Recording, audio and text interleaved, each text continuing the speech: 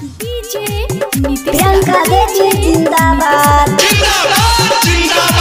ग्रेस भैया जिंदाबाद,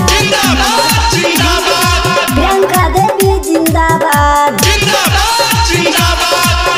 आइल बानी तोहरा गौआ पड़तानी हम ता पाऊंगा अपना बेटावा के ऊंचा करी चाचा नमवा हाथ जोड़ी कहियो नहीं तू भूलई हो प्रियंका देवी के अब की जितैया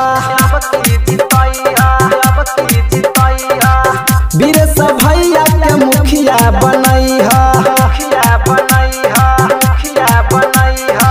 सुनो सबकी, जानो सबकी, लेकिन फैसला करो अपने मन की।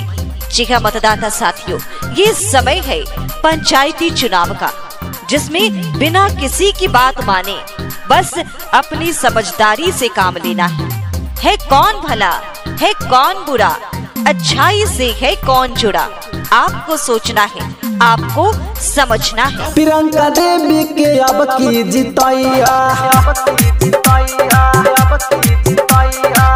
बीरेश भैया के मुखिया बन